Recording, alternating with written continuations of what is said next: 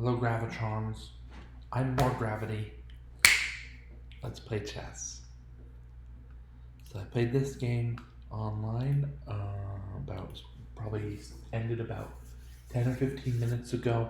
And then I played the game all the way to checkmate after the position taking over after the position with. I finished the game about 10 minutes ago. My opponent resigned, and then I played the rest of the game all the way to checkmate with the super strong computer on its maximum strength, uh, playing my opponent's pieces. My opponent resigned, maybe on to another game or whatever the heck my opponent was going to do. So here I am, have the white pieces. Let's take a look. Doing queen's pawn openings more and more these days. And get this extra pawn early, but it's not clear that it's a safe extra pawn. Like all told, this extra pawn is sort of like has this extra pawn sort of meets black with what is it? Black has some compensation against my extra pawn. Okay. Knight c3, knight takes d5.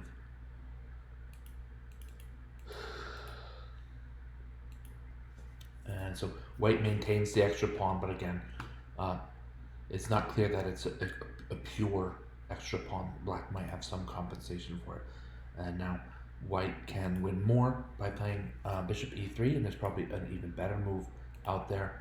Let's take a look. Knight takes b6 right away, says the computer, and then probably some move on the flank thereafter. So playing e4, I'm pretty sure to make for an eventual bishop b5 check would make sense. And maybe just playing knight takes b6 to take off the long range piece in a mostly open chessboard.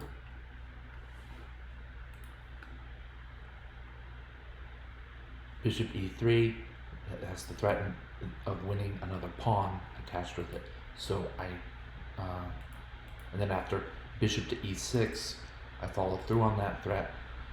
Knight takes b6, a takes b6, bishop takes b6, and white is ahead 2 pawns, and it is mostly reflected in the evaluation. So white is doing well here.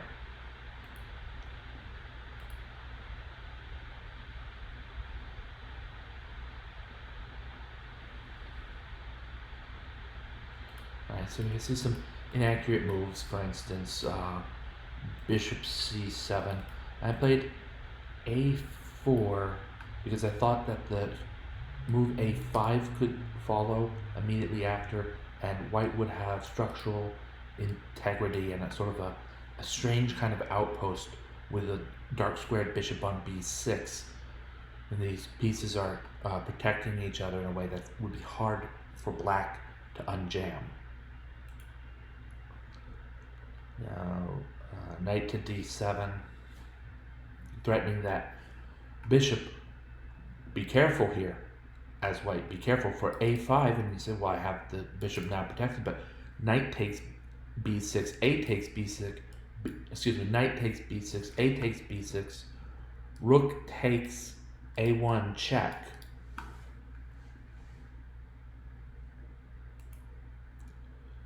And bishop c7 has some ideas associated with the attack to follow up bishop d6, where in order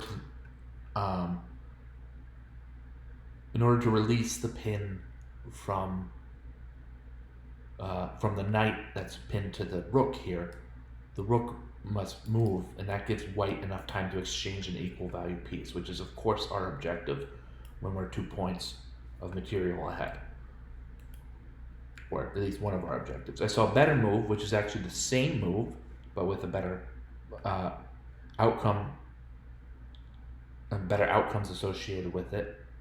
And I played bishop to d6, right? And the bishop is really threatening, in some ways, 3 different pieces. So it was a fine move. My opponent found the best counter move, which is to sort of up the ante. Now that okay, you're threatening a undefended knight at c5 and another undefended knight at e7. I'm going to threaten your rook at a1.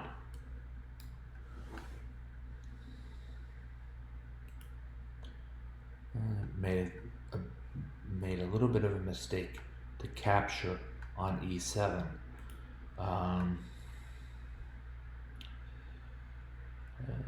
Better probably was rook a3. So let's consult with the analysis. Rook a3 was a little bit better, and rook to d1 simply. Torch 4 finds rook to d1 to support the bishop on d6. Alright, I captured on e7. Rook moves, and then I move my rook after the rook captures on e7. Then I am maintaining the 2-point material lead I've had for a while now, except for that rook takes a4 right away. Can be played. Well, tried to prevent that with bishop b5. Now I'm critical of the move g6 here. The engine and I are both critical of move g6 here.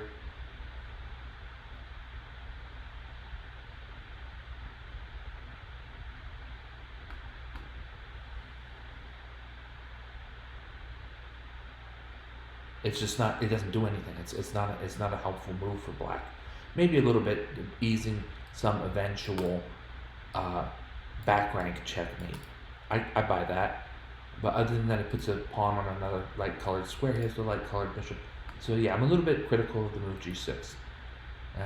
I played knight e2 here. I thought for a while, what was it, 49? I thought for 36 seconds here about knight e2 or knight f3. And for the life of me, I don't know which one was better. You see that knight f3 is doing okay, but knight e2 is considered quite a bit better. I'm not going to waste your time right now to go over that. Maybe you want to go over that yourself. Why is knight e2 better than knight f3 here?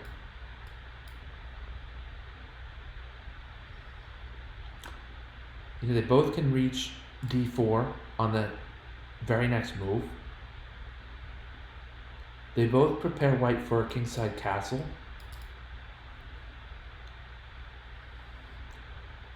Knight f3 keeps the f2 pawn at bay, where knight e2 allows for more freedom with the f pawn. So anyway, you take a look at some of these lines here if you want to have this aid your search. I'm going to leave it at that. I really don't know. Knight e2 looks like it's significantly better than knight f3, and I'm not exactly sure. For some reason it is. Okay, well, knight e2, good for me. The harder I work, the luckier I get. And now with rook to c7, knight to d4, I sort of made a little bit of a issue out of this. I probably here and best to just castle kingside, right? Is that at least one of the best moves? Yeah, the fourth best move here. But knight c3 closes the file, right? The rook is trying to stack. The rooks are trying to stack up on the c file, but knight c3, unless black wants to sacrifice the exchange, will block that. So maybe this is why knight f3 wasn't as good.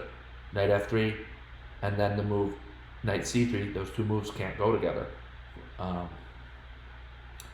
So yeah, I think that's probably part of that.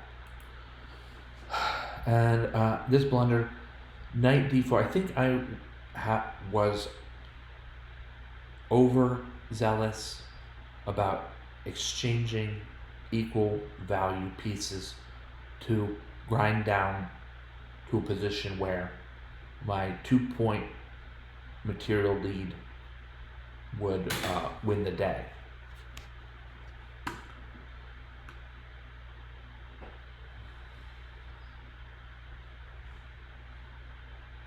I'm looking for an exchange here.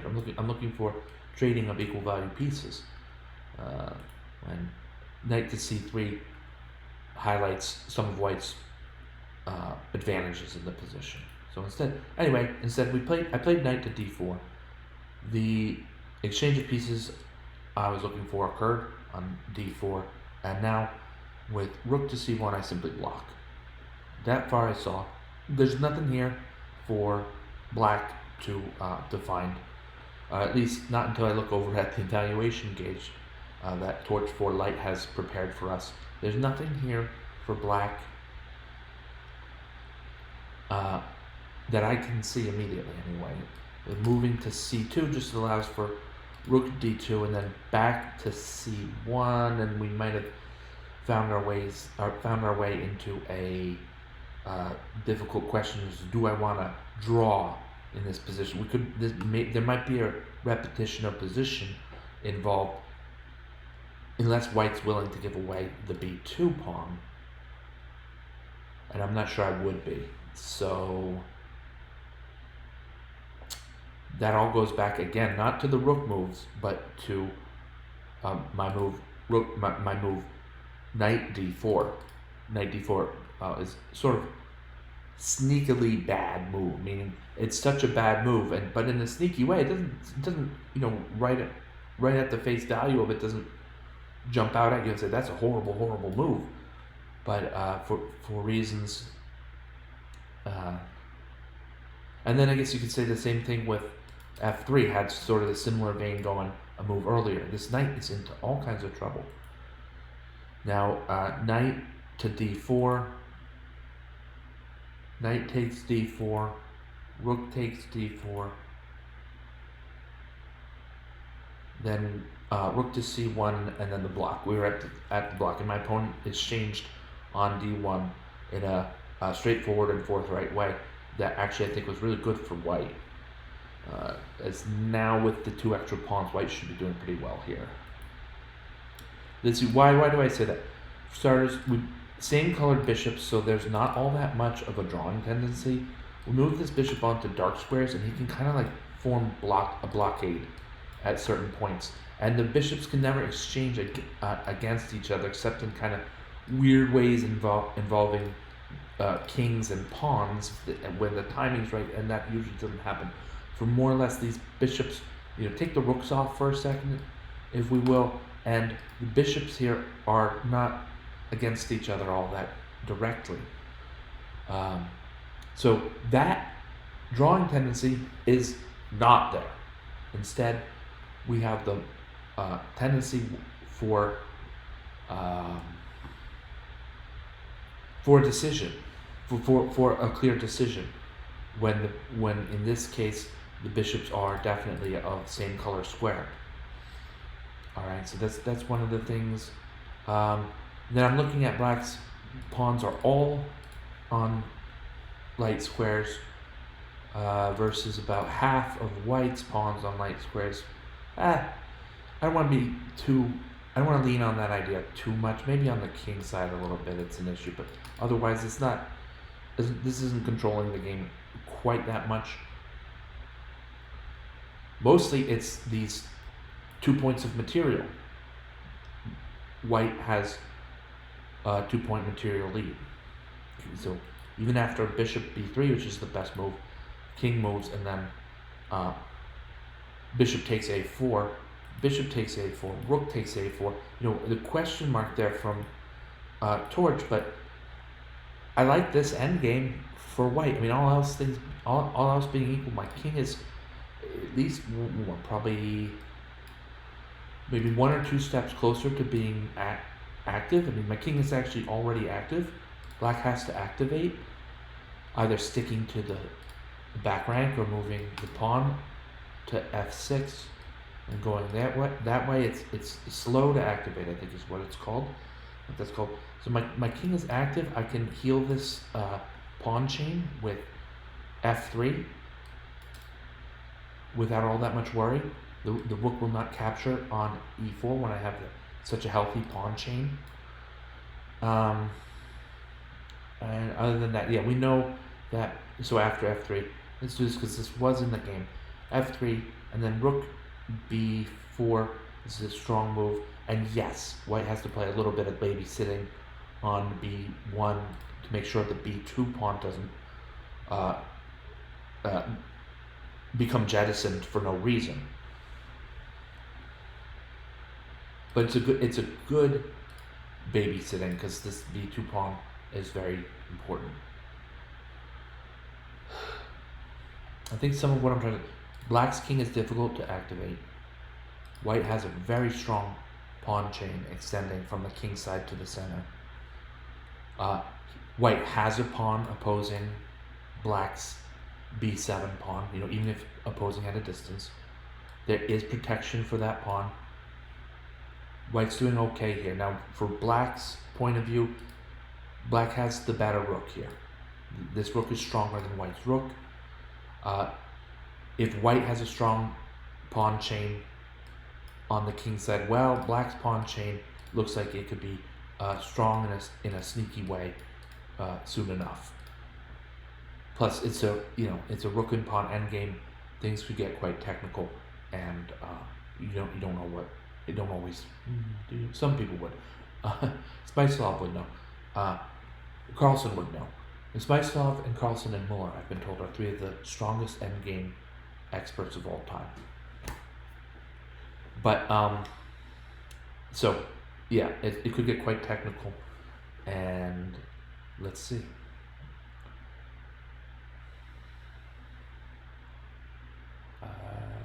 King g7, king d3, rook b6. I thought rook b6 is, I'm critical of this move. With torch, I'm critical of this move. It just allows, people to call b2 to b4 as the best response by white. And I'm one of those people, and I was one of those people while I was playing the game, and that's what I did. I played pawn to b4. And sort of the strength of Black's rook on b6 is being closed down a bit by the advance of the b pawn, as aided perhaps by the advance of White's king on d3, that rook to b5, for instance, to decide to say, oh, I messed up to move that, but then king c4, and it's even worse for Black in that situation. So I'm very critical of pawn to. I'm very critical of rook to b6 as an analyzer. As a competitor, not so bad, right? So I played b4 right away. This is the type of move that's a little bit nuanced and wasn't really in my wheelhouse more than 6, 7, 8, 9, 10 years ago. This was not the type of sort of sneaky or nuanced move that would occur to me as, yeah, all right, that's the move. So give myself a pat on the back a little bit or whatever, what have you, but I've grown as a chess player, and it's because, in part, finding and playing moves like pawn to b4. King to c4, and my opponent's king is active too, so I'll have to acknowledge that in my analysis. Rook to c5 doesn't scare me. I'll go to d5. Am I scared about that? Not right away. The engine thinks rook to c2 is stronger than it is. And then rook to g1 to babysit again, and I think that's what we played. So my opponent played the best move, rook to c2, and of course I'm going to babysit at the base of my most valuable pawn chain. There's still a lot of life in White's side of this game. For instance, rook to b2 to attack the b4 pawn, and king just in the nick of time to c5. And this pawn is actually now a much stronger threat to promote than her counterpart on b7, mostly because this pawn has an usher, This rook could become helpful in some situations, and the pawn on b4 has already made her way off of the starting square, so a little bit fleeter in foot.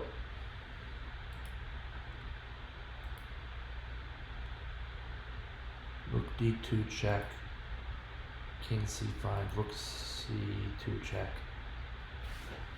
and then king to b5.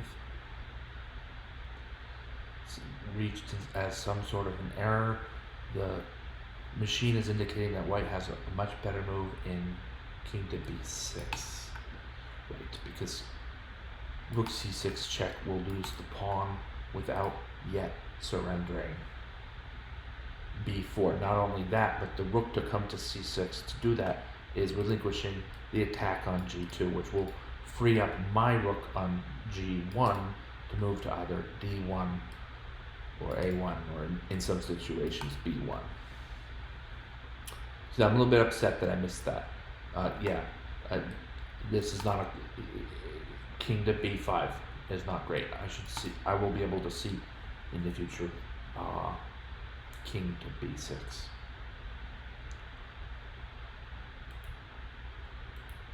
We'll keep going. I sort of got there just slowly with going king to b5, then king to b6. Capturing on b7 is strong. This is a little bit of a Charlie Brown and Lucy here. The rook comes down to c4 to attack, and Lucy says the football went that way with b5. And b6, the football's now, safely placed in the arms of a Kennedy House running back.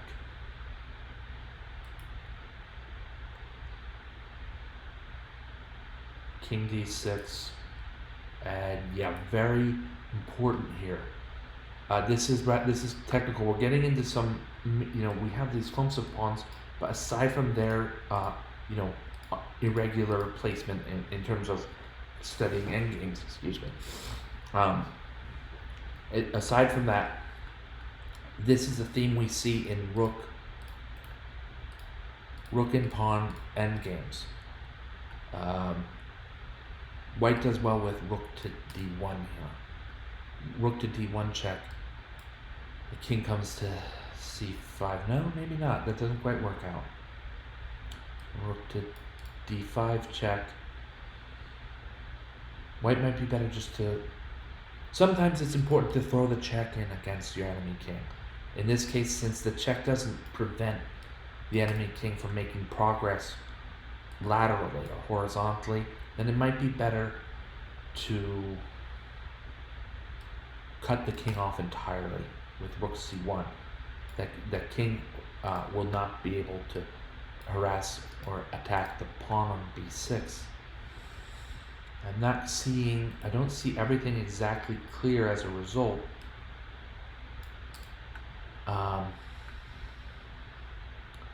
Let's say if black plays a good waiting move, like rook to b2 with the side point of rook takes g2 as a backup or as a secondary idea. I would think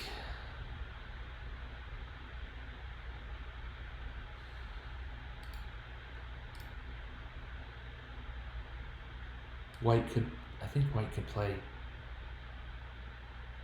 king a6.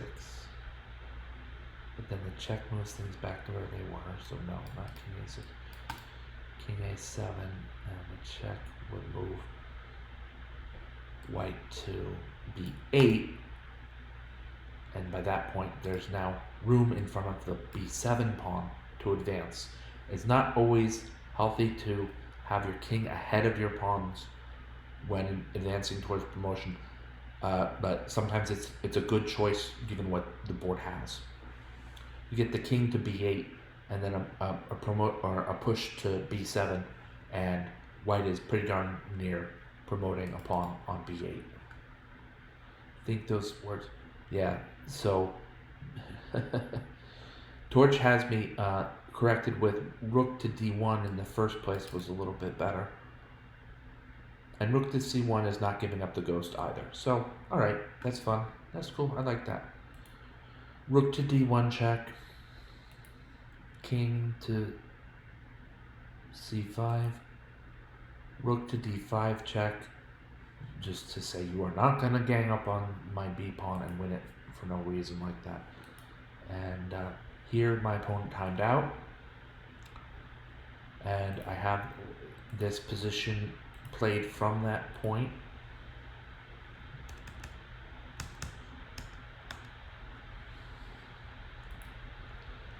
Okay, here with black's turn to move, I played this against the computer on maximum, and I probably won't comment all that much. It's just to be thorough about things. Let's see that white has what he needs to simplify the position and move in for a win.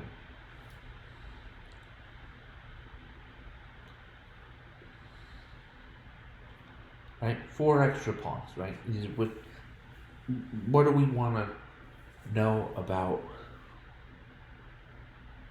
an endgame position, a rook and 4 pawns versus a rook? Get the pawns going. In most situations, the thing is, don't throw them away willy nilly, but they do have to move. You can't. Yeah, that's as close as I can. Those are my thoughts on that. And now the checks and queen. It looks here like rook a2 and maybe black is threatening. Rook takes g2 check, and then the x-ray to grab the other rook on g8. Well, first of all, h takes g8 equals queen would be fine there. And second of all, it's not there after queen takes h8 either, because rook takes g2 and the king moves and rook goes away. Rook takes g8 and then queen takes g8. We all know that, but I have to be thorough sometimes, so bear with me. Sort of sacrifice the queen on d2 and make it this endgame sort of tidy, neat, and just All right, and checkmate. Queen g2, checkmate. Wow, fun. So we see that when we play the endgame after a position, that the accuracy scores will most of the time increase as a result, and that makes sense. Wildly poorly played games are inaccurate and they end in the first 15 moves, right? So if a game goes to 70 moves, then it's probably two experienced players and the game is more accurate. I think. I don't really know. Please don't hold me to this. Okay.